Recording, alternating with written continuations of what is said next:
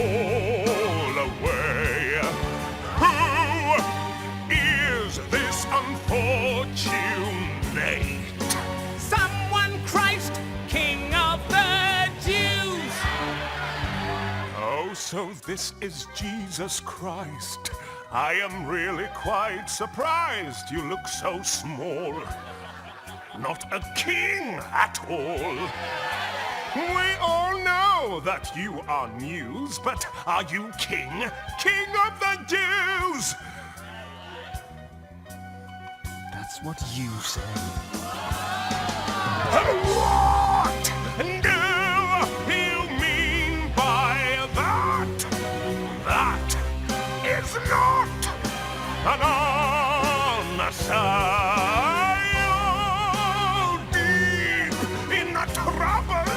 Friend, someone Christ, King of the Jews.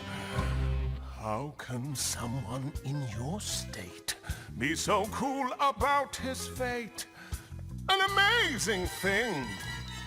This silent king. Since you come from Galilee, then you need not come to me. You're Herod's race. He's Herod's Christ!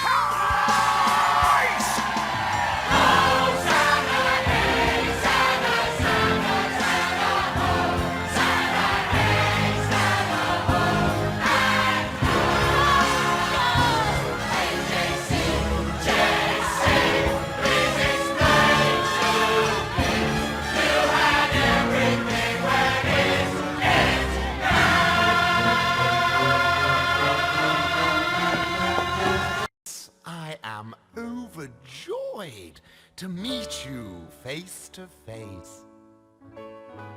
You've been getting quite a name all around the place.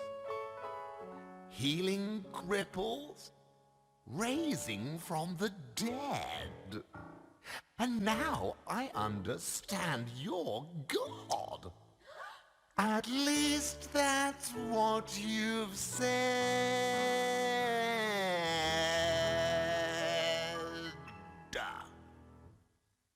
So,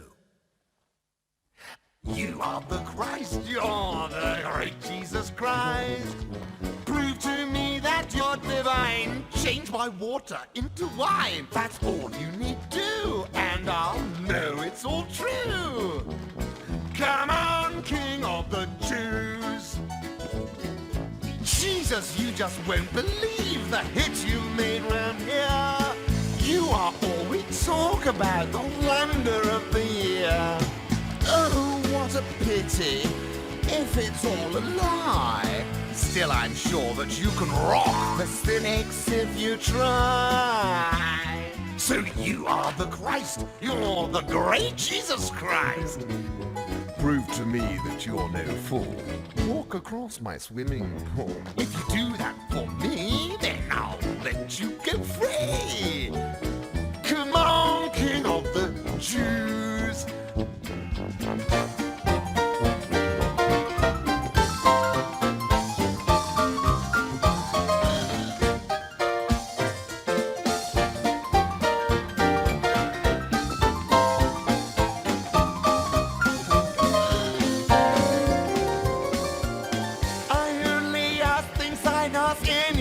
Superstar. What is it that you have got that puts you where you are? I am waiting. I'm a captive fan. I'm dying to be shown that you are not just any man. So, if you're the Christ, yes, the great Jesus Christ, feed my household with this bread. You can do it on your head, or has something gone wrong? Why do you take so long? Come on, King of the Jews. Hey, aren't you scared of me, Christ? Miss our wonderful Christ. You're a joke, you're not the Lord. You're nothing but a fraud. Take him away, he's got nothing to say. you king of the... Get out! Get out, you king of the Jews! Get out, you king of the Jews! Get out of my life! And I'm on the One Great Work Network. First, let me make sure I'm on that YouTube before I Kind of chat about. before I show something. Kind of chat about. Kind of chat. Let's see. I want to show you something that came into the mail today that I'm really excited about. And I don't know if on the One Great Work Network this will come back. Let me see if it's going to come in backwards or not. Yeah, it is backwards, but that's okay. It's my Government is Slavery shirt came in. Government is Slavery. I also have a Seed of Life necklace with I've worn these many times before, but the one eye, which, really this comes from the thalamus, pineal gland, and hypothalamus, the part of the brain known as the diencephalon. And, the thalamus, which the little eye in the center, looks a lot like what is called the interthalamic adhesion, or the intermediate mass of the thalamus. The thalamus is a very interesting part of the brain. It is the part of the brain that acts as a sensory relay station. All incoming sensory information, with the exception of smell, but like touch and vision and hearing, basically all of your senses, when it's passing that information up into the brain, it goes to the thalamus first, and then the thalamus directs that information to the appropriate area of the cerebrum, which is kind of, the neocortex. That's the most advanced part of the brain in humans anyway. And then, so the thalamus will project that information to the appropriate location on the cerebrum, and that's when, you become consciously aware of that sensation, if it is a somatic sensation, that is. But yeah, it's kind of an interesting part of the brain, and it's quite interesting also that, many of the esoteric types of groups, they revered this so much, in that, many Egyptian hieroglyphic wall paintings, or I guess paintings, I don't know, they were on walls, but in caves, they drew this, and so what is it about our sensory experience? We are very sensory focused, but I think it's quite interesting that the powers that should not be are trying to make us doubt that incoming sensory information. So that's something I want to talk about today with you. Another thing that came into the mail today, Mark Passio and the Science of Natural Law. I was going to try to wait to watch this until tonight, but I actually started watching it already, so I'll watch the remaining of it. But very excited, and from what I've seen thus far, it's an amazing documentary. It's one of those documentaries, though, I would recommend, because I think a lot of people that watch this that are already familiar with Mark Passio's work, it's a good place to share this information with others, because we need to get the word out that natural law, the law of karma, as you know, and he kind of goes into these definitions, but it's really what we need to understand to, get ourselves out of this current mess, that because we have not spoken up, because we have not said no, the most powerful word in the human language, no, we have not said that. We have allowed them to take over our minds. And they're confusing what we see in our own reality. I mean, people do not even know what they're looking at. People are so confused. They're so, the double speak and the double all of this, that, and the other, and all of the confusing misinformation that's coming into people that are indoctrinated by the television and other sources of media. You can really see how it is interfering with their ability to understand anything. So if you were here earlier on the One Great Work Network, I did share a little video that I put together of Jesus, the original anarchist, facing fear without flinching. When I edit this video, I'll put that video in its full entirety. I will put that at the beginning of this live stream.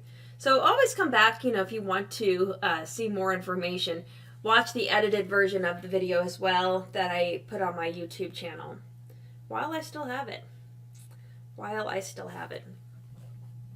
So, I have a couple of things I want to discuss today. And it kind of does come back to a little bit of health, but a little bit about what's going on in this world. And, still, since I am live streaming on the YouTube, I'm going to try to behave. Their ability to control our speech and I shouldn't say control, they're not controlling my speech. I'm just choosing this because I have a lot of people that have joined my YouTube channel that like to interact with me there, but I know there are other people on the One Great Work Network that are using other channels to live stream, like Twitch, and I'm going to see if I can do it on Odyssey. That would be quite beneficial, because I think Odyssey is a really great platform, much because, I think the videos they can't be deleted, so that's always nice.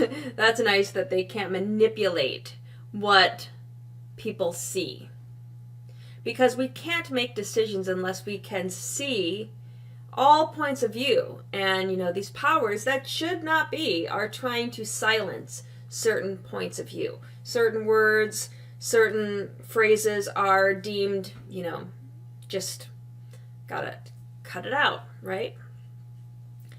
And it's quite remarkable that people can't see this, or that we're allowing it to happen. I don't know. Maybe it's the social distancing, and but I've talked to people even that I work with, because I'm teaching remotely because of my physical condition that prevents me from wearing a face diaper. That requirement for oxygen, that pesky requirement for oxygen that we need to breathe. But anyway, I've talked to one person at my work, and she's questioning it, right? And I think most people are questioning it. There was a little meme I saw. I'm going to pull it up if I can find it, that I thought, most of the normies would kind of benefit from seeing this. So let me see if I can pull this little meme up. So this I found to be quite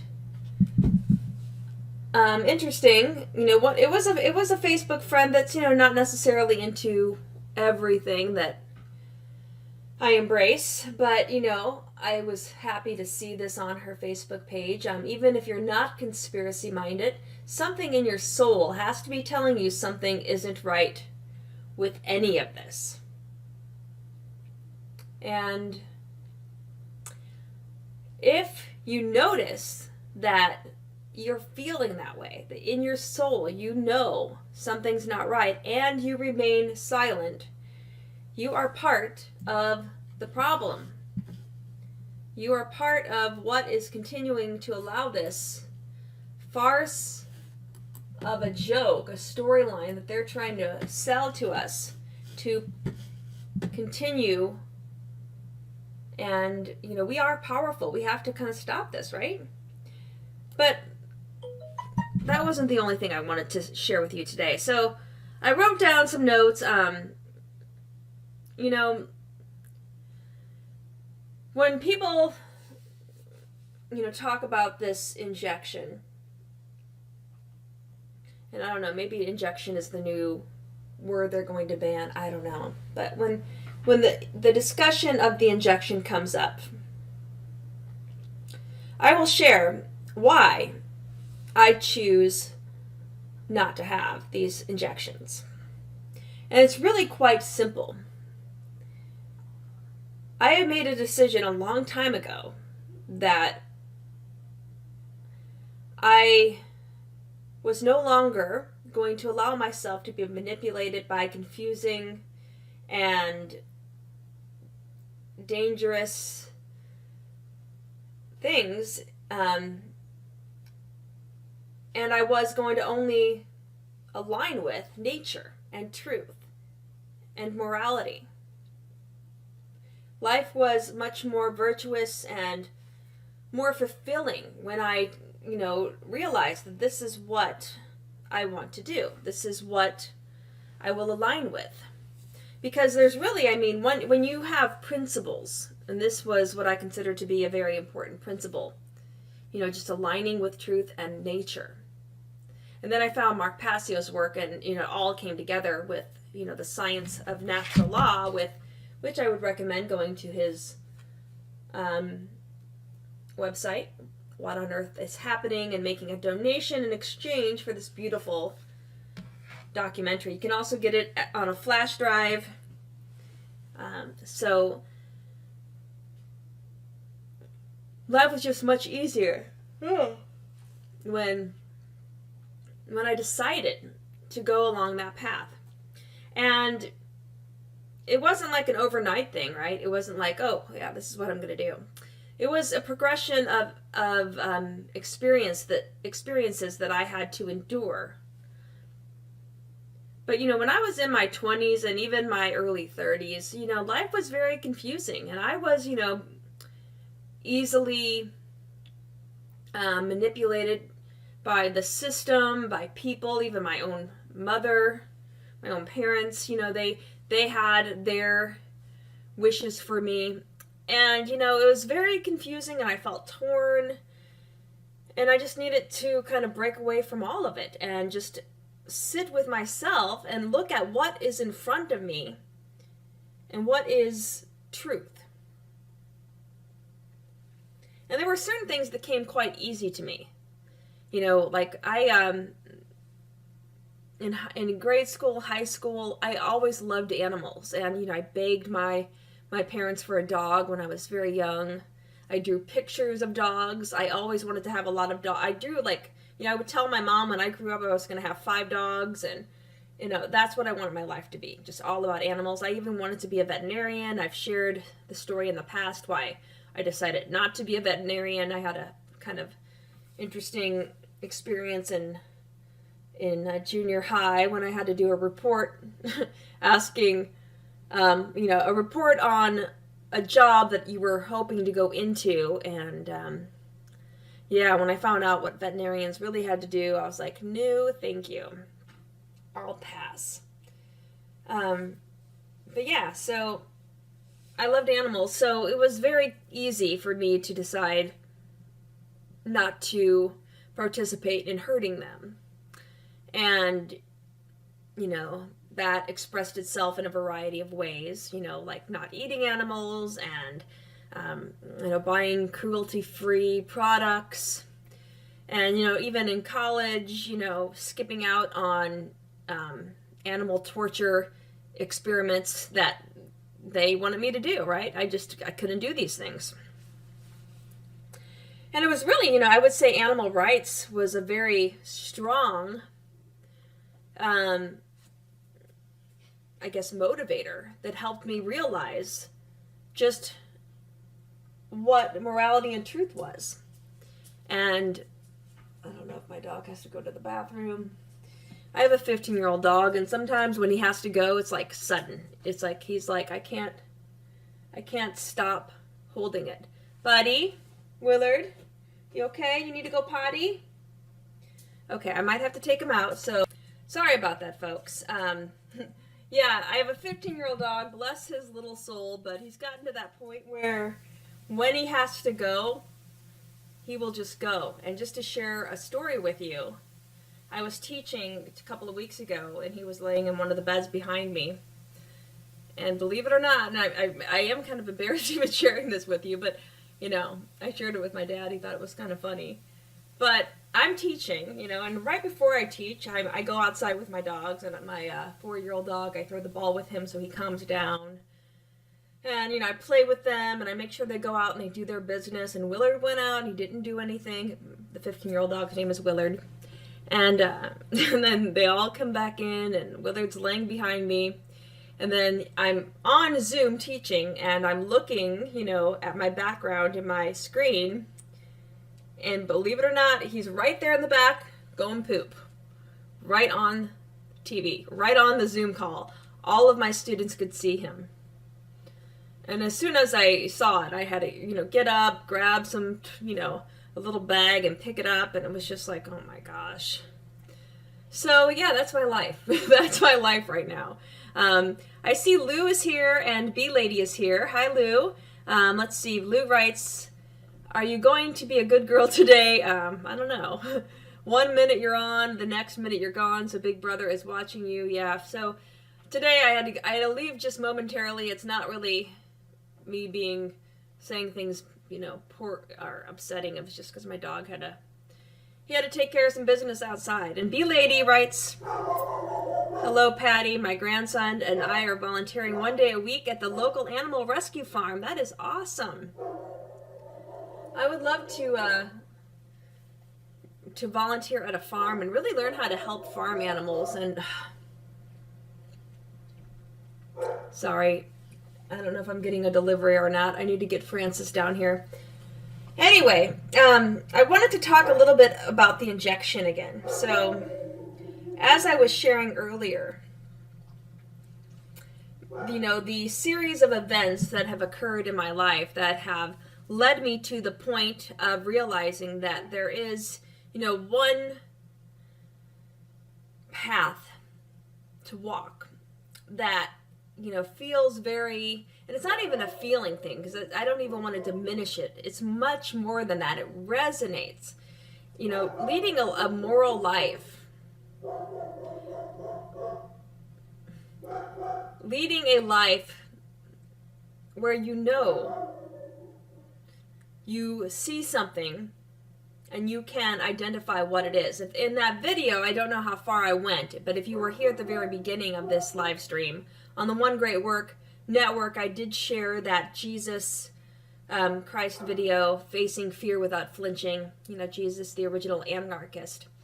And in that video, I make a point where I think at some point, Pilate is saying to Jesus, so you say, you're the, I don't know what Pilate says, I can't remember, without singing the song, and I'm not going to sing it. But, so, you're the king of something, or you're the son of God, or, I don't know, how politicians and government officials, they say things very condescending, and they try to provoke some sort of response, which most of the time, people can't say something without making themselves look weak. So as Jesus did in that, montage video, he said very little. And when he did speak, he just spoke the obvious. He said, your words, not mine, or something to that effect. And that was Jesus. I mean, he, basing my, story of Jesus on a fictional, not a fictional, but the musical, because I do believe, there is some truth to the story of Jesus and what he went through. But yeah, that's all he said was, your words, not mine. Very little spoken, but to the point. What he knew to be true at that point in time.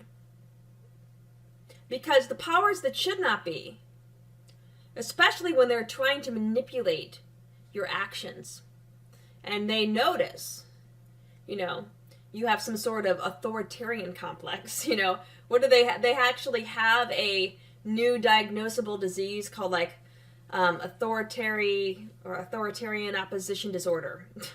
I mean, really, someone that opposes authority, that is a mental health condition, because we should be by default robots that just do exactly everything we're told to do. I mean, that's what we've been conditioned to do, right, since kindergarten. That's what K through 12 public indoctrination is. It's to condition the mind into being an obedient slave. But, yeah, and then they say, well, if you don't take up that brainwashing tactic of K through 12 education, and then you further get that drilled into you if you go on to, public colleges or universities, and then even graduate schools. You've got, authoritarian opposition disorder or something to that effect, right? So how this connects to what I was talking about, why I don't want this injection, a lot of it has to do with what I learned when I was in medical school and why I left medical school. I, saw that medicine wasn't what I thought it was. And once you start seeing, one thing isn't the way you thought it was, then you start noticing many other things and experiences and things you thought were true and important, and you're like, wait, that's not really right.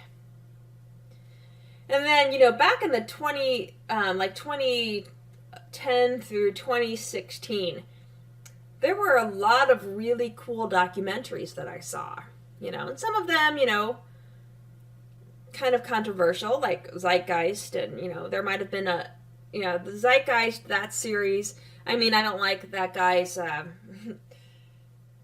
what he thinks should be the solution, which is like a computer controlling everything. Yeah, I think that's what technocracy is right now. I think that might have been a little bit of the, give people a little bit of the truth, and then we're going to hide our agenda underneath so that we can control everybody. I mean, he played it out like if we had a central computer to control the world and to share resources. It was like very hidden communistic, in my opinion. But then there were other really cool documentaries, and and I came across Mark Passio and David Icke and all of these people that are just sharing mind-blowing information with me. And I was quite, impressed with how much it resonated with me, because I was already on this path that I had been walking away from what, the popular culture wanted of me. And really, when it comes to my parents, bless their souls, I love them both very dearly. But, my mom especially, she's very much caught up in the system. And she wanted, this perfect life where she had this perfect daughter that was a medical doctor and just, a pillar of society. It's all about, making yourself look good instead of actually being a good person. Do you have the white picket fence in front of your front yard and, the 2.5 children, and you're just doing everything that society wants you to? I started saying hell no to that early on. And, part of it was, it's so interesting, my childhood and high school and all of my experiences that led me to this point. It's very interesting. When I was in grade school and high school, and who knows, I might be a totally different person if I had not gone through this, but I was an incredibly late bloomer. I did not go through puberty until college. I kid you not. And my high school was, I was bullied, and I just, I looked like I was 10 when I was in high school. Kids made fun of me. They thought I was like, in some gifted program where I was coming from a grade school, because I went to a Catholic school from kindergarten to 8th grade, and then my parents moved, and I went to this whole new school, and I looked like I was 10 years old. I don't know if I have a picture of me in 8th grade. I'm going to see if I can find it. And if I can, you'll see just how little I was. Part of the reason why I was so tiny was because I was a gymnast.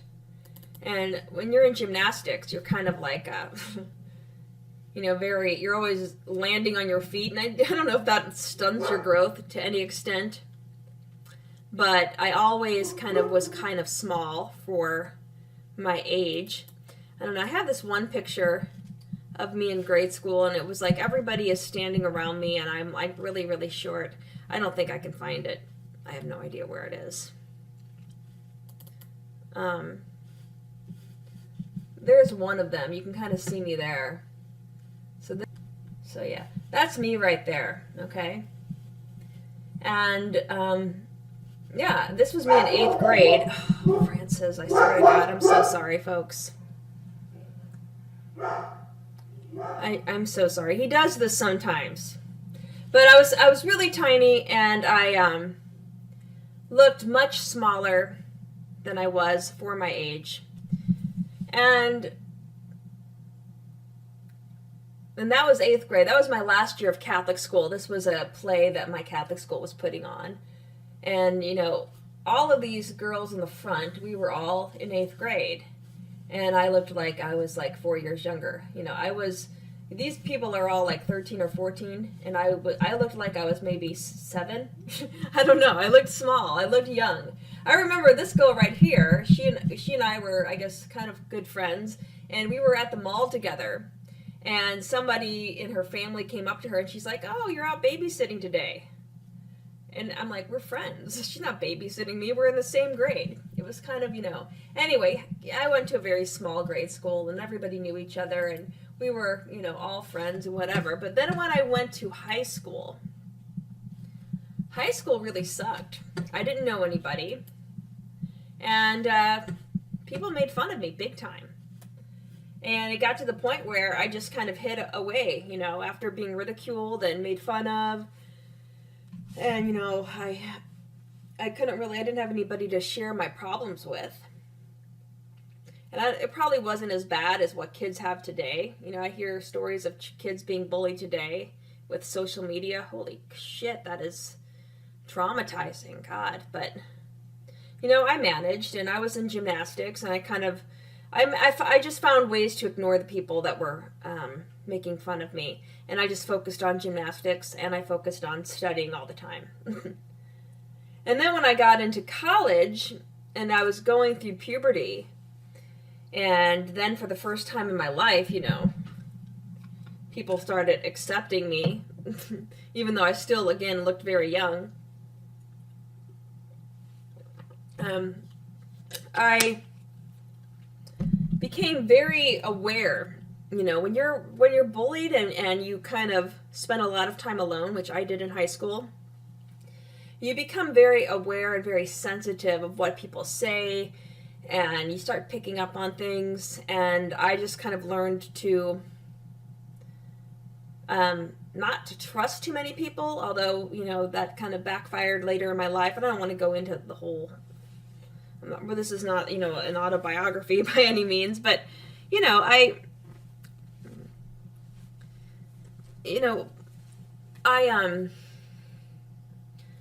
just started developing this keen sense of awareness. And I've always been the kind of person that, you know, was very literal when I spoke. And I tried to be very specific in my words and very clear with my words. And that's, I think, part of why I went into science. And I'm a science educator. I teach anatomy and physiology at a college. And I try to be very specific and explain things with a lot of detail. And so when I'm talking to somebody, you know, and they share something with me, I a lot of times will repeat what they said to make sure that's exactly what they wanted to say, because so many people aren't even using their own words these days. You know, I was listening to David Icke speak recently, and he said something quite profound. You know, a lot of people with this current pandemic going on, especially a lot of the virtue signaling injected people, you know, when they share why they want to be injected or why they thought the injection was a good idea, they're just repeating what the media says over and over and over again. And that's why the media is so good at brainwashing us, because they, you know, they're in this little TV that is here to control your mind, repeating the same message over and over again. And then people think that that's their idea, their thoughts, and they regurgitate that. And I've always been able to, and I know there are many other people like me, but I've always been able to see that and be like, yeah, those aren't your thoughts. And it's like Jesus with, you know, those are your words, not mine. So as anarchists, as lovers of life and truth and morality, doing what's right, trying to live a virtuous life, and a life that is virtuous is one that is in accordance with natural law. Which, brings me back to, if you want to get a good overview of natural law, check out this DVD, or you can get it on a flash drive for a very small donation at the What on Earth is Happening website. In fact, when you go to What on Earth is Happening, maybe I'll go there right now and just share it on my screen. So the good folks in the YouTube world and in the people on One Great Work Network already know this. So I'm not sharing anything new there. But let's do this. Let's do this with the YouTube folks. Here we go. So this is Mark Passio's website, whatonearthishappening.com, and this is where you can get a copy of The Science of Natural Law. And like I said, you can get it as a DVD or a flash drive. And you go to gifts at whatonearthishappening.com. And when you go there, it'll open up a new tab. $15. Okay? So, it's not that big of a deal. And he's got other great discs. And I got a Government is Slavery t-shirt while I was there. I really wanted Government is Slavery in long sleeve, and they only had it in a large. So this shirt is kind of big on me, but I don't mind big shirts, I'd rather have a shirt that's too big than too small. But I like long sleeve t-shirts. They're my preference when at all possible. I don't mind short sleeve t-shirts either. But I think it might have to do with the fact that I have dogs that like to jump on me, and I don't like being scratched. So, but yeah, check this out and become familiar with. And even if you're living a moral life, it's good to feel like, okay, yeah, this is something that puts it all together, because that's really what it did for me. It helped me understand kind of the esoteric or hidden types of teachings from many sources that help me understand life in this world, this incarnation, society, kind of our purpose as humans. And you can get this from spiritual endeavors as well. I mean, for those of you that are very connected to kind of a spiritual path, Mark Passio talks a lot about spirituality. In fact, I saw Mark Passio live when he came to the city I live in, and he gave a talk called Streetwise Spirituality. And that was an amazing presentation. You can watch it for free on the YouTube. In fact, I'll put it, when I edit this video, I'll put that link below. But, it's a beautiful thing to kind of learn about natural law and understand what it is. And then you see it everywhere once you kind of have embraced it, and you can say, hey, yeah, I do like living in accordance with nature and natural law. And it makes everything so easy when you're making decisions even. Because some people aren't fully embraced into living according to natural law. Some people are still trying to, live in the system of corruption and, false information and solipsism and all of this, this just behavior that is just grotesque, it's kind of like living a life where you're going to, the things that I find to be so eerie and gross and that make me just want to, like when you watch those awards shows, like the Grammys or the Oscars, and then they're having like the before the show where they're doing the meet and greets, and you have some really sick people that are like, if they're news reporters, but they're like entertainment reporters. And they're like, who are you wearing? You know, when they say, who are you wearing? I'm like, I don't think they're wearing anybody. Unless they're kind of some sick occultist and they have human flesh on their body, which I think in some cases there have been people wearing animal flesh on their body. But that's how sick these people are. I mean, why anybody would want to be a part of that? But yeah, coming back to the injection, I keep going off in these tangents. It's very simple why I chose not to get the injection. And it has 100% to do with natural law. I live, and I've made a decision a long time ago to live in accordance with nature. And I have decided that when I work to heal my body, or the diet I want to take in to fuel my body as medicine and, as fuel, it's going to be pure. It's going to be natural. It's not going to be synthetic. Nothing that I put into my body or on my body is synthetic. I am completely natural. From the foods I eat to what I consider to be medicine, which are herbs, in some cases homeopathic remedies, but they're all coming from nature. And isolated chemistry or pharmaceutical chemistry, these are chemicals devoid of soul, chemicals devoid of spirit. I mean, take vitamin C for instance. I would much rather get my vitamin C from an orange or, a plant source than take it isolated from that source and put in a capsule.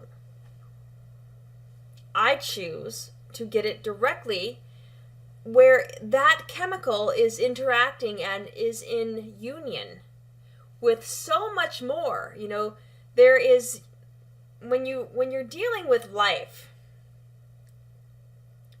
and many things come together in the hierarchy of, like, the human being. We start with the atomic level, and then we move up to the cellular level. And then beyond the cellular level, we have the tissue level, and then the organ level. And then we have the organ system level, and then we have the human organism. These hierarchies, when you go from one to the next, it's not just more complex in structure, but there are emergent properties based on the fact that many things are working together that bring forth an essence of that higher level. And so, taking in the whole fruit and getting all of that emergent property from all of that chemistry working together and the expression of what that plant's gift is to me, that's what I want to take in. The soul of that fruit. I don't want chemistry isolated from soul and spirit. I want chemistry immersed, a part of the greater. And an injection is isolated chemistry. I mean, even if it is a little phospholipid bilayer, a protein capsid, encapsulating a piece of messenger RNA, it's not natural. And that messenger RNA that they're injecting into you is synthetic. And if you think about it, there have been more illnesses since this damn injection has been made available to people. People are sick, and it's crazy that people can't see it, but I see it. I don't even get out that much. More people are getting sick because more people are getting injected. Duh. Lou writes, you want to monitor your health, pH strips, check your urine 4 times a day. It must be 8.4 like the ocean. Do not worry, no one has those numbers in these days. The world is so acidic. An 8.4 pH in the urine is quite high. That's very alkaline. When I went to naturopathic school after medical school, but even in medical school too, we urine pH is closer to 6.4, not 8.4. An 8.4 urine pH could indicate that you're losing alkaline minerals, which could mean that you're acidic internally. Like if you're consuming a lot of acids in the form of like sodas and just shitty diets, that's going to leach calcium from your bones, and then you end up urinating that, making your urine pH that high. So I don't know, Lou. I don't know. J. Ron is here. J. Ron Jonas, hello. I like your necklace. Is that the flower of life? I believe this is called the seed of life, but maybe it goes by flower of life as well. I'll put it up there. You'll notice in the seed or flower of life, there are 7 circles with one big circle around all 7. And these 7 circles, hi Gregor, how are you? These 7 circles represent each of these 7 hermetic principles that I've been talking about. And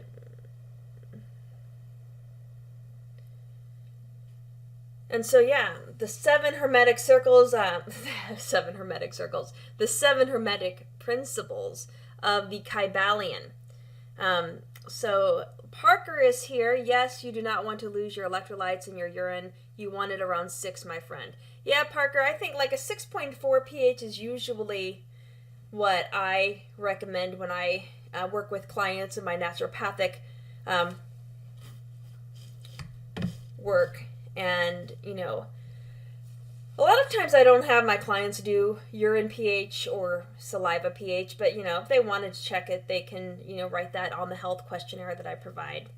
You can gain some information from that. But yeah, if your urine pH is really, really alkaline, like, you know, 8.4, that could be an indication of illness and over acidity that is leaching alkaline minerals and electrolytes from your bodily fluids. So that's not something you'd like.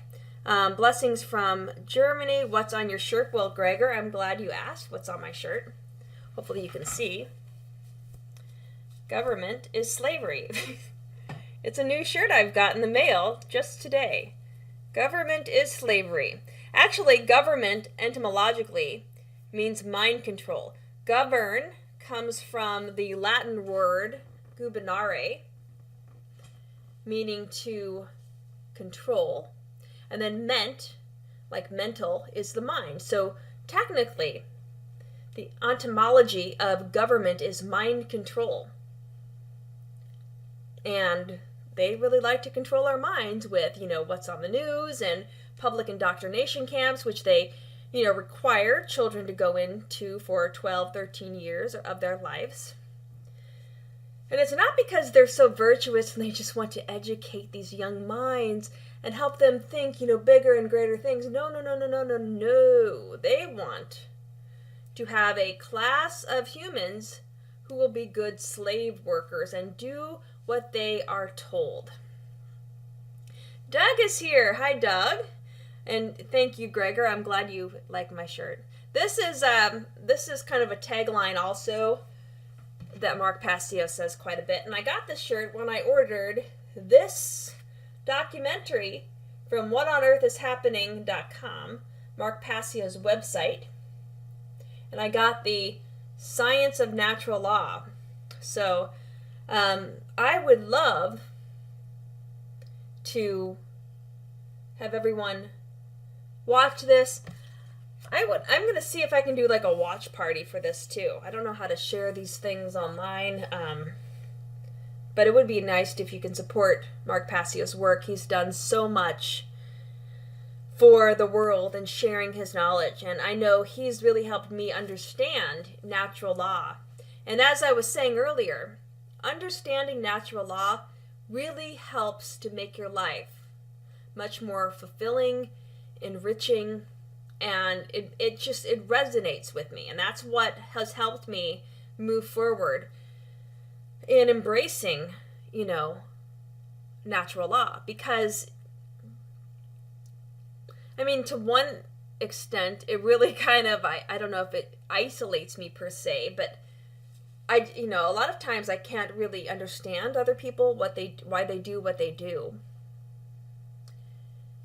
Like I've had interesting discussions with coworkers, like even several years ago, my former one friend at work, and then she ended up switching colleges, but it was, an election day, and everybody had their I voted stickers because, they did the good citizen duty of going in, and before work started, they, cast their vote. They made their selection, even though the powers that should not be already made their selection, but they pretended they had some sort of kind of choice. And so we're at work and we're at a department meeting, and my friend says, a coworker, she's like, "Where's your I voted sticker?" I'm like, "I don't vote." Like, you don't vote? You have to vote. No, I really don't have to vote. That's called freedom. I don't have to vote. And voting, you're just voting for the lesser of two evils. You're voting for who's going to steal money from you and do with what they want with that money, which is often something I do not agree with. So I've decided not to participate. In fact, I would really love for the next selection if nobody showed up. What did that put forth a message? That we really don't want to participate in this madness anymore. I mean, if it wasn't obvious that the last selection process in the United States was a total farce, and now we have, Mr. Dementia ruling the country, the most powerful country in the world, this demented, perverted old man. It's crazy. Let's see. Cindy is here. Thank you for recommending Mark Passio. His work is very interesting. Well, you are very welcome. Anyone who likes reading should check out Ringing Cedars of Russia book series. Well, thank you. The Ringing Cedars of Russia. Sounds interesting. Why do you like that, Cindy? If you can maybe share a little bit about what that's about. J-Ron writes, yes, gubernare, to steer or to direct, and mente, the mind in its etymological origin. Yes, government is mind control. I do know for sure. I have Mark Passio's little slide of... I do want to spend a little bit of time, though, talking about Jesus today, because I've kind of been on a Jesus kick, and I have another book. Well, it's not another book. Well, it is another book, because I have like 5 million books that I'm reading. I seriously have on my little desk next to my bed, I think 7 books that I'm in the process of reading, all 7 of them. And depending on my mood, I pick up one or the other. But I am going to talk a little bit about Jesus, and I did share at the beginning of this live stream a video that I put together of Jesus facing fear without flinching. That's what I called it. And it was quite interesting the way that in Jesus Christ Superstar, they go from one scene to the next. In the first scene, they show Jesus facing Pilate for the first time. And Pilate is staring Jesus in the face and yelling and screaming at him. And Jesus, very much is trying to not let him get to him. And he speaks very little. And then, goes to Herod after Jesus. So here's the thing from Mark Passio, and I'm not sharing this with the YouTube people, so I will share my screen. Let's see. So government. From the Latin word, the Latin verb gubernare, to control. And then also from the Latin noun, mens, or mind. Government literally means mind control. Their goal, and who taught these, who taught certain groups of people that they have the moral authority to control and rule over others? I mean, this is what I think Mark Passio gets into in his Science of Natural Law documentary, but almost in all of his different types of documentaries, he has gotten into that. And if you want to get the Science of Natural Law, You come to his website, which is What on Earth is Happening, and go to DVDs. I can't get... there it is. He's got a lot of great documentaries, so check all that out. Okay. But yeah, there's another book that I just started reading. Oh, we've got more comments in the YouTube. Let's see. Lou writes, man has denatured everything. Nature was here before humanity, and nature will be here after humanity. Good point. Cindy writes, book series gives a lot of insight from a Vedic perspective. Interesting. Okay, so that's Ringing Cedars of Russia. Thank you for recommending that. And then Lou writes, you cannot fool Mother Nature. You cannot. And yet the powers that should not be, they think they can control Mother Nature with their chemtrails and, Bill Gates saying that he's going to block the sun. I mean, what kind of narcissistic a-hole is this guy? But anyway, here's a book that I just received in the mail. It's called Jesus, the Last Great Initiate. And I'm going to read the back of the book just so you get a little bit of a glimpse of what this book is about. It's an esoteric take on the life of an Essene Jesus, considered as the last of a line of hidden initiates. Shore, which is the author of this book, Shore, viewed Christ as both an historical individual and as a manifestation of the divine in human realm. But I found this book because I was looking up, kind of connecting the Kybalion and the 7 Hermetic principles with Jesus. And it's no wonder people like Jesus and Buddha and many of the,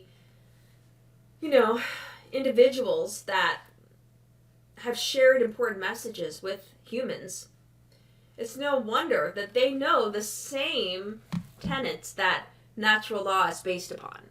I mean, many people have written in the video that I played at the beginning of this live stream, which you'll see it in its entirety in the recording after I upload that. But many people have considered Jesus Christ to be the first anarchist. Because what was Jesus trying to do? He was letting people know you don't have to listen to these crazy people, these idiots, trying to steal money from you. He said, give unto Caesar what is Caesar's. Give unto God what is God. Give unto nature. Align yourself with nature. Okay? Screw Caesar.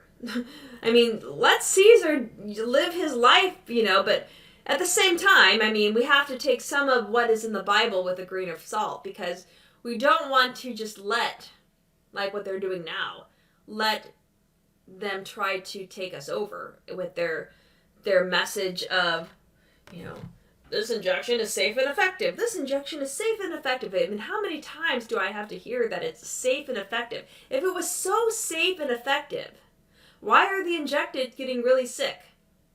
Why are we still, dealing with this nonsense? It's not. It's just a control thing. I think most people are hip to that if you're here with me right now. Let's see.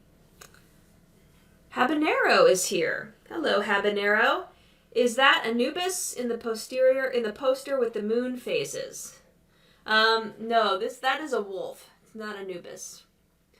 That is a wolf. I've got several of those little wall hangings with wolves. The wolf is very sacred for my own personal alignment. I love the wolf. Let's see. Parker writes, what was the one by, I think it was Rudolf Steiner? I am really interested. The one by Rudolf Steiner. Rudolf Steiner, I don't know if you're talking about Jesus, but he's written about the Christ impulse, and Rudolf Steiner gets into, the 3 main, I want to say, influences on humanity. And so, 3000 BC, there was Lucifer. And then, around the year 0, that's when Jesus arrived. And right now, we could be dealing with Ahriman. Ahriman is the third in the series of 3 that are influencing, humanity and the world. And the way Steiner addresses and shares these 3 people, I don't think he totally puts Lucifer and Ahriman in a completely bad light. He shares, that they do have ways of helping to awaken humanity. But it's still our responsibility with what are we going to do when we understand what Lucifer or what Ahriman is trying to evoke from us. And, they each have their own agenda, why they're sharing with us what they're sharing. But Christ was unique. The Christ impulse. And, Steiner talks about the mystery at Golgotha, when Jesus became Christ incarnate. So I don't know if that's what you're talking about. Let's see. Parker writes, LOL, kill Gates. Yeah, he needs another pie in the face. I can share that video. It's another video I put together with my original singing in the background. Parker says, I don't have cable. I don't watch the news. It's to brainwash everyone. Insert Twilight Zone. Yeah, don't watch the news. It is completely mind control. J. Ron writes, hey Patty, if my ability to obtain grapes is limited, can it be beneficial to consume oranges and bananas blended as a smoothie or as a replacement? Well, you know what? Oranges and bananas aren't exactly the best combination. And I can share something with you that I share with my clients about food combining. So I will pull this up. But when you're food combining, oranges are what we call an acidic fruit. And then, where do I have this? Oh, no, I just passed it up. Oranges are an acidic fruit, and then bananas are kind of a more sweeter, denser fruit. And of course, it's not down here. Let me go to my other folder. I believe it's here. I'm opening up a different drive, and sometimes it takes a little bit longer.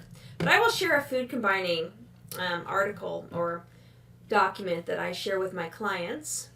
Normally I do all of my consultations at my computer upstairs, so a lot of times I'm not down here, but sometimes I am. Here it is. Okay. So food combining. Let's take a look at this. And then I'll share my screen to answer your questions. It would be better if you can't get grapes, just do oranges. I mean, you can always do mono fruits. And oranges are beautiful. You can do melons. That's another good fruit, if you can find it. Use that. But let me share my screen here. I'll put this over here. 1 second. What is going on? So let me kind of explain a little bit about food combining. And why is food combining important for those of you that might not be familiar with food combining? But it really does minimize the stress and the energy you're requiring of your body during the process of digestion. And when you can relieve your body of utilizing and energetically doing things that are not focused on health, because when you're trying to heal your body, you want all of your energy going into health, not into, digesting complex foods, right? So this is what I share with my clients about food combining. And when you eat melons by themselves. And always eat melons at least kind of like, an hour or more away from other foods. And I even do this, by the way, for my dogs. My dogs have plant days, fruit days actually. But in the morning, I might give them melons. And, if I'm going to feed them a different meal later on, it's going to be several hours later. My dogs love watermelon. They love honeydew. So this is not only just for humans, but dogs benefit quite well as well. My cat, gives me the middle finger when I try to give him a melon. So he's a totally different type of critter. But, humans and dogs can share a lot of the same types of healing, types of diets. But let's come over here looking at fruits. So you have your acid fruits, which they're really not acid. They're more alkaline ash. the way that they work in the body, but outside of the body, they are somewhat acidic, right? Like, there's citric acid in a lot of the citrus fruits, right? So in the acid fruit category, you have your citruses, like your oranges, your lemons, your limes, strawberries, pineapples. Subacid fruits, that includes, apples, grapes, cherries, mangoes. And then in the sweet category, we have the bananas and, dates. Banana date smoothie, one of my favorite, when I'm really craving something that reminds me of, when I was a kid and I used to like to go to Dairy Queen and have like a little sundae.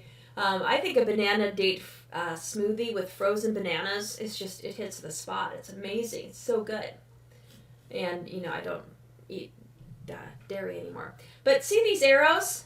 So you can combine, you can mix, like in a meal, subacid with sweet or subacid with acid, but you don't want to mix acid with sweet. So the far ends, these two, should not be mixed together.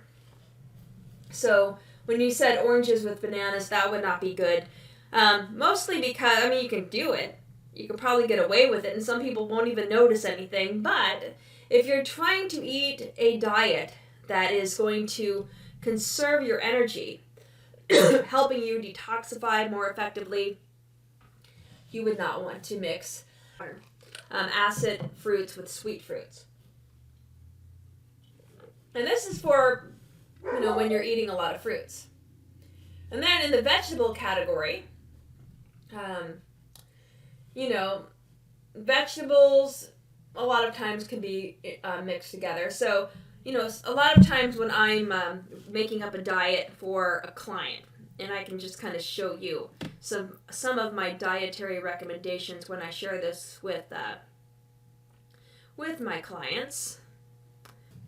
So here is a typical dietary recommendation. I have several levels depending on the goals of my client. But usually especially if someone is like not familiar with eating, a plant-based diet, it's good to ease them into a plant-based diet. But for some people, based on what's going on with their health, they don't have a lot of time they don't have a lot of wiggle room. So they need to get with the program. You need to start alkalizing and detoxifying your body ASAP. But, a good introduction to this type of diet is, when you wake up in the morning, if you're not hungry, don't eat. I think it's good to wait until noon to eat. But, if you are wanting a little bit of food, that's when you can have your fruits, berries, and melons. And then for lunch, you can have like a raw salad. Make sure it's raw with lots of green leafy vegetables. You can cut in some, fresh veggies to make it crunchy or, kind of sweet. Make your own salad dressing as well. Don't use store-bought salad dressings. When you look at their ingredient label, if you can't pronounce what's in the ingredients, then just, make your own. My favorite salad dressing is very simple. I take an avocado, okay? And, I cut little lines, I make like a little grid on it, and I scoop it out, so like little chunks of avocado fall onto my greens. And then I massage that avocado into my greens, and then I take a lemon or a lime, and I just squeeze that onto that avocado. And it's like a creamy, tangy dressing. Or you can take an avocado, scoop it up, throw an orange, and, put that in a blender, put that in a little NutriBullet. And then, it's like a thick, raw salad dressing. And it's just 2 ingredients, very close to nature. Nothing to preserve it because it's all fresh. Nothing toxic that you're putting in your body. So yeah, if you want to have like a mid-afternoon salad with your own handmade, homemade salad dressing. And then if for dinner, try to stay completely raw where you're not eating any cooked foods up until, 4 or 5 p.m. And then for dinner, then you can have some, vegetables that are steamed or slightly cooked. So you can see some, options here, right? And then sometimes, I modify diets for clients. But then when you're ready to really kick it into high gear, Where if you have a health condition, which, like I said, you don't have a lot of wiggle room, and you need to detoxify. I mean, your body is so acidic that it's burning, and you can see that in their symptomology. You're basically fruits, berries, and melons all day with a couple of green juices in between. So hopefully that wasn't too of a long-winded response to your question about, mixing bananas with oranges. But let's see. But yeah, if you can't get grapes, then do oranges by themselves. Let's see. Parker is writing about the heart's different purpose. Oh, the heart. Okay, thank you for... I went off on a tangent about Ahriman and Lucifer, and Parker was asking about the heart. Yes, Parker, the heart. Rudolf Steiner does offer a different description of the heart, and in fact, I can share that with you right now, because I did teach about that. I taught a course, not for Dr. Morse, but for a different natural health school, the Body Mind Institute, UEXL. And in that course, I did speak of the different role of the heart, and I think I can probably open that up here and share a little bit of it with you. I think I have it here. Let's see. Lectures. I think it's here. I am, interestingly enough, with Dr. Morse, who, he is my mentor, but I'm also helping him with his school, his naturopathic school that he's putting together. And we're going to be talking about the blood and the anatomy of the heart in this next upcoming class. So that class begins September 26th. We just finished up the last class. So let me share my screen again. Yeah, I can share a little bit about Rudolf Steiner's description of the heart. When I talk about the heart and its anatomy, a lot of times I will describe, the allopathic or commonly accepted anatomy of the heart. So, we go through all of that. But I do in this, I think, lecture get into Steiner's description of the heart as well. So I'll get to that in just a second. I thought I did. Wait a minute. Well, that's a stinker. It's not in here. Well, I'm going to have to then, I guess, find that. I thought I had the Steiner heart in here, but I cannot find it. But yeah, so I can just, describe it to you. I had some really cool images, but I must have separated that from this lecture. So Steiner describes the heart not like a pump, but more so like a valve, a holding valve. So, the heart does have myocardial tissue, which is contractile muscle tissue, but it doesn't always use that muscle tissue as, a pumping source. It's more so, only using that in, dire need. Steiner didn't say that, but other people that, have studied Steiner, like Tom Cowan, he has made a comment on that, that, the heart does show evidence of actually using its contractile ability. But the way Steiner describes the heart is that, the heart, it fills with blood, and it holds that blood, and then the blood actually, as it's kind of going from the upper chambers, the two atria, down to the lower chambers, the two ventricles, the blood spins into like a little sacred vortex, and then that, energized blood, after it spins in a very specific, even somewhat sacred way, then it's, going up and out through the major arteries. No contractile force needed. So it's kind of like a holding valve, and then the pressure kind of then forces it to leave up and away. So it's all based on kind of like suction pressure changes, not contraction. So that's kind of how Steiner talks about it. And then even like Arnold Ehret talks about that as well.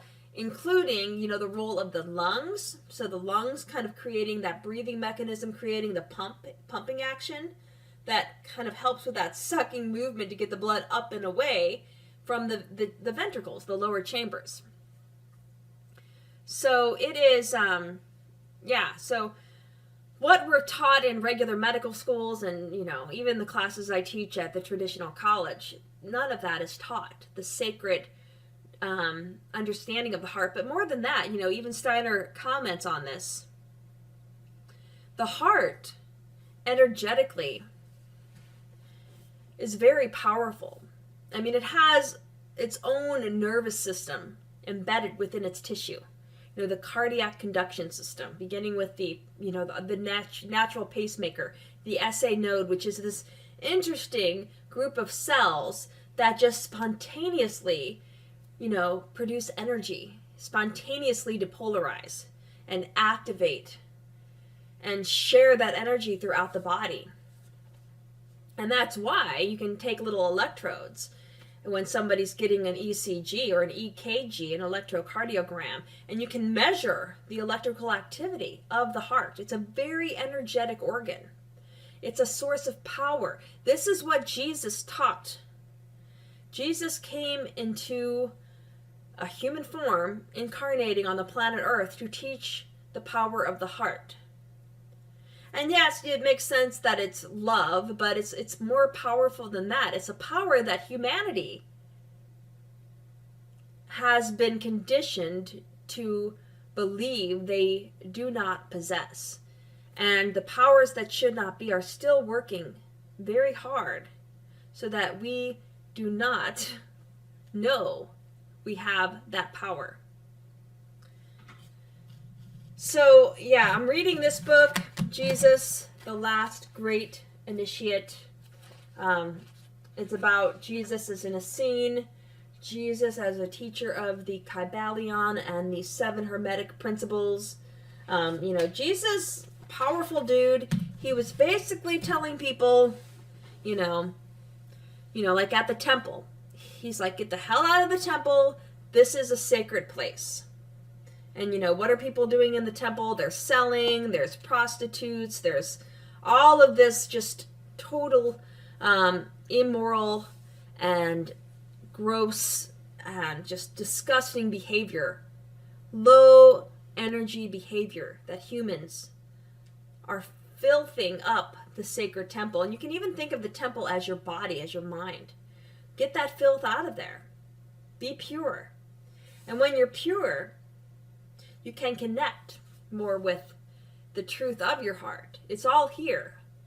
You know, Jesus talks about how we are already in possession of this power. And it's because our heart is such a powerful, energetic source. I mean, this is the 4th chakra. And I had a very powerful 4th chakra experience in 2013. Incredibly powerful. I was doing a lot of shamanic breath work, and I was, you know, trying to do a shamanic journey without the use of any plant material. Not that I, you know, think that that's bad. People can do whatever they want to. I didn't want to have to use ayahuasca. I wanted to do it just based on my own ability to control my breathing. And I had been reading about it, and I had a book, you know, how breathing and listening to, you know, drumming, something that puts you kind of in a trance, and then focusing your attention and intention, focusing that, I went into an altered state, and it was so profound. I've shared this on a previous video, but it was all 4th chakra energy. I mean, I can just briefly share my experience.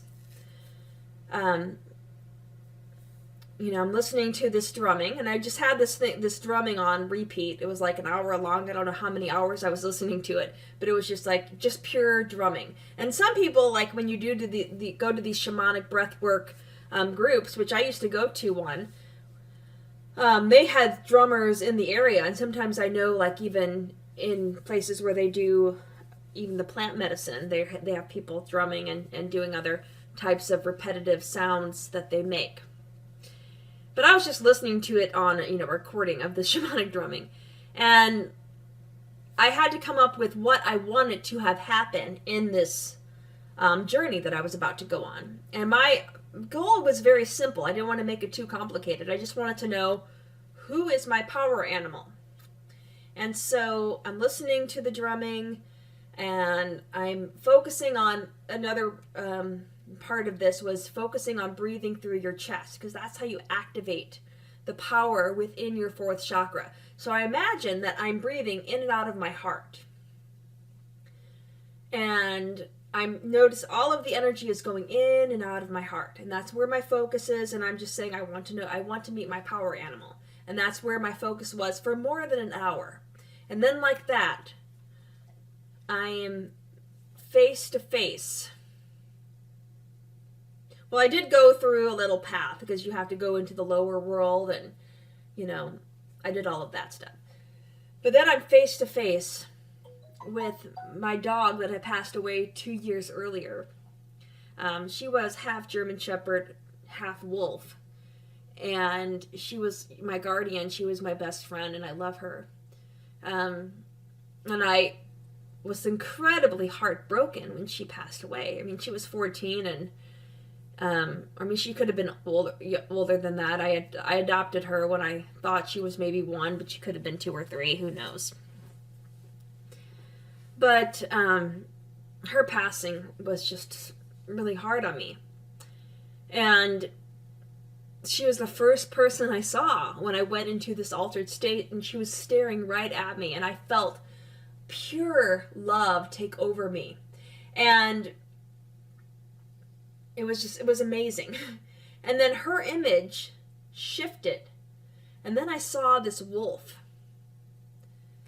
and there were stars surrounding the wolf, and there was an immense love I could feel, and I felt this energy, and it was quite like a kundalini experience. I've never felt one, but that's what I kind of think it might be like, what I experienced during this shamanic journey. I had this energy felt.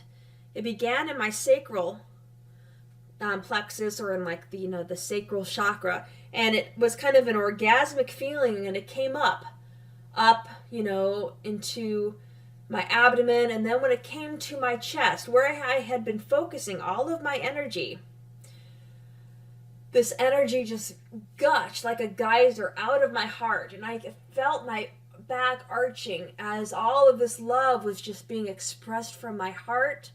And I felt so much love. I felt euphoric. I felt just amazing.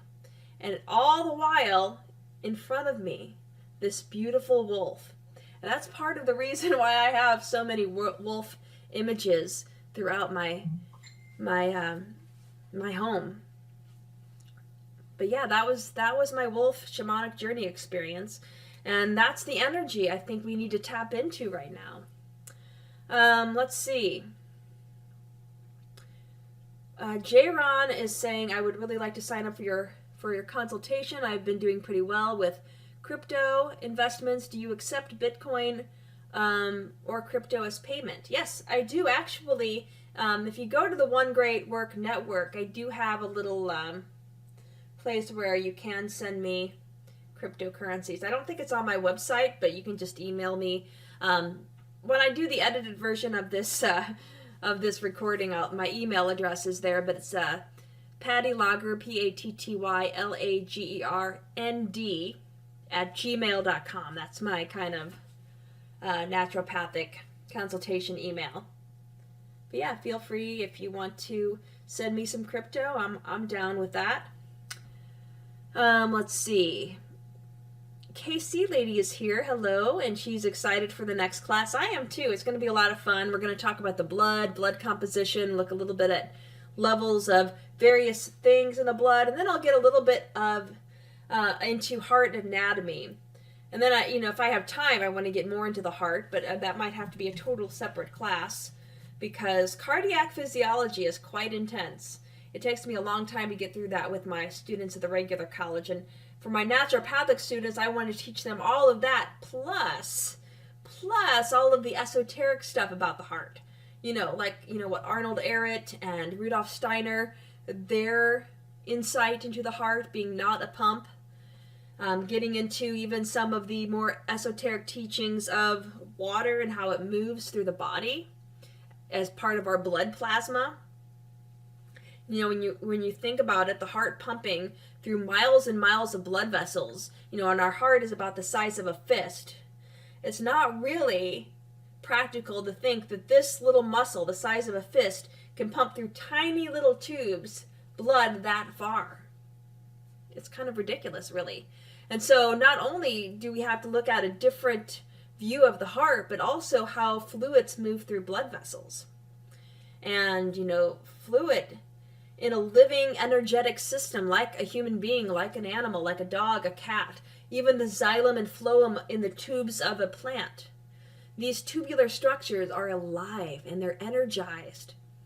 And that energy of life, which is something that they cannot touch in science, in mainstream science, in fuckface Fauci science, they cannot touch that beautiful life that is one of those emergent properties of life. This is why you want to eat foods that are living. You don't want to cook the life out of your food. You're getting that emergent property, that energetic source, those high energy electrons, so that when you consume the fruit, those simple sugars, when they're broken down and their electrons are released, those high energy electrons are going to go into your mitochondria as part of the electron transport chain, and you're going to produce a beautiful energy. I mean, we have to start thinking of our bodies as so sacred and only wanting to take in our bodies that which is also sacred, beautiful organic fruits. Ideally, fruits and vegetables that you care for and love and you're growing in your own land. Everybody should be building a garden. Start small, get a little raised bed, fill it with some dirt. You know, get a raised bed and put beautiful little sayings on the side of it. I was looking at some raised beds that I might want to add to my garden that I already have in my backyard. And I want to put like love and beauty and charisma and passion and just life. And just paint that all around so that all of that good energy is going into the foods that are growing. And even when I water my plants every night, I'm sending them love. You know, the ones I have to worry about are the little critters behind me that like to get into my garden and eat my carrots. I mean, they end up getting most of the carrots anyway, because my dogs like carrots, but anyway. Let's see. Ooh, we got a lot more comments here. Let's see. J-Ron, I would really like to sign up. Oh, you already mentioned the consultations. Yeah, so I will take crypto for sure. And then you mentioned you replaced Adobe with Foxit Reader. Oh, thank you for recommending that. Yeah, I need to get rid of Adobe because Adobe's pissing me off. Let's see. I want to be a naturopathic doctor. Maybe go through Dr. Morse's school. Well, I would recommend it because I went to a regular medical school and then I left and I ended up teaching college for a while.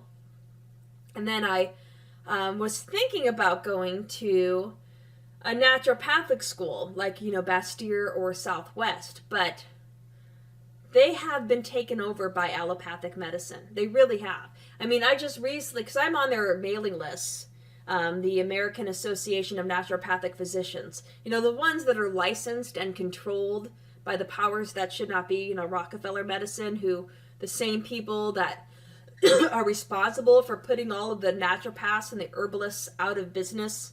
They closed all of the homeopathic schools. They closed all of the naturopathic schools. That's what controls these naturopathic schools that are licensed. So yeah, definitely go to a naturopathic school where you're going to learn truth. And I think Dr. Morse is, the top naturopath in the world. I really do. I mean, he's very spiritual. He understands how kind of what I've been talking about, because everything I've learned, a lot of, these teachings that I did not get from regular medical school, I learned from him when it comes to health. But yeah, the school, I don't think he has a separate website for it yet, but we're building it. I mean, it's getting put together slowly. And I may be, getting a second residence in Florida pretty soon to be down there for part of the year. I'm kind of on the fence. I mean, I want to be down there with Dr. Morris. I do have, 4 animals that I have to drag with me everywhere I go because my mother flat out told me she's not going to babysit my dogs. I mean, maybe my 15-year-old dog would be easy, but actually he's kind of rough too because, when he has to poop, so you have to get up with him right away. And then my 2 younger dogs, I mean, you guys have all heard baby Francis barking up a storm. They can be kind of obnoxious. And this is when they've been rested, right? They've had their fun time. But yeah, it's called the International School of it's the International School of Healing Arts and Sciences. I don't know why my camera turned everything inverted. But the International School of Healing Arts and Sciences. So that's the name of the school. And I don't think the website is out, but I would recommend going there. Parker writes, amazing. Thank you for telling us. I love Arnold Ehret. Thank you for telling your experiences. Well, thank you. You're very welcome. You are awesome. I am sorry about your puppy. Yeah, my dog Lucky, that was her name. She lived an amazing life, and we had many amazing adventures. But I know she's with me always. And yeah, I love and I'm blessed with 3 more dogs, which some people would call crazy, and I call my babies, my children. Emoji King is here. Hello, Emoji King. I was just watching Greg Braden on the Heart. Is that his newest video? Because I listen to Greg Braden sometimes. I'll have to check that out. Thank you for sharing that. Dr. Morse is the tip of the spear in understanding lymphatic iridology. I agree with that. Tissue detoxification through the bowel and lymphatic management. That is so true. Yes, Dr. Morse is kind of the go-to if you want to get junk out of you. And Dr. Morse has a very strong understanding of how the herbs work in helping to strengthen and heal and detoxify the body. I mean, that's what comes back to nature again, connecting to my original comment of why I'm not getting this injection, and I never will. It does not go. When you understand natural law, and truth, and you cannot be manipulated by what anybody else says, whether they are a power that should not be, or whether they are, just someone in your family that, thinks they're trying to protect you. You resonate. You find what you know to be true. And truth and morality, it's objective. I mean, there is not, solipsism is thinking, like subjective morality is thinking, well, you've got your truths and I've got my truth. There's only one truth. There's only one truth, and some people align with it and some people do not. And how do you know what the truth is? Well, sometimes it has to be life experiences that open you up to seeing, oh, I've been through that, now I know. It's kind of like putting your hand on a hot stove. Okay, I know I don't want to put my hand on that stove shortly after I've turned it off, but the top of the stovetop is still very hot. And yes, Dr. Morris is amazingly knowledgeable of kidney filtration as well. But natural law is just it is a science, but it is also a spiritual experience, because it does, it's an emergent, again, I'm using that word emergent property, but it's coming from so many esoteric teachings like the Kybalion, like even many of the esoteric teachings of many of the mainstream religions. So, the chakra system, the 7 sacraments in Christianity and Catholicism, all of these, 7 is a common number. There's 7 chakras, there's 7 sacraments. Even in, the Jewish, there's 10, but you can break it down to 7 too. There's many, what's her name? Carolyn Mace is a wonderful researcher of religious esoteric teachings. And one of the first books I read after leaving medical school was Anatomy of the Spirit by Carolyn Mace. And she really helped me to understand the role of the endocrine glands and the 7 chakras. And I think, when I teach on the endocrine system in the anatomy and physiology course I'm teaching with Dr. Morris, I'm going to break down the endocrine glands by these energetic systems. Because really, as a naturopath, that is what's most important. There's one main gland, and the heart is a gland. We don't think of it as a gland, but the heart does secrete hormones. The heart secretes hormones called atrial and brain atrial and brain why can't I think of the word? It comes from natrium, which is sodium, natriuretic peptide. I can't think of it. It's ANP and BNP.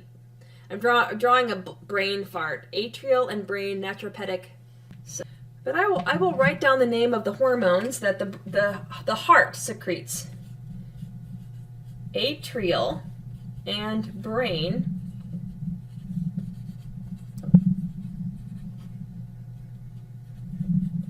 natriuretic peptide. I knew if I spelled it out, I'd get it. And it comes from natrium. Natrium, this word, comes from natrium. Natrium is sodium. This is why sodium, the element sodium, on the periodic table is Na.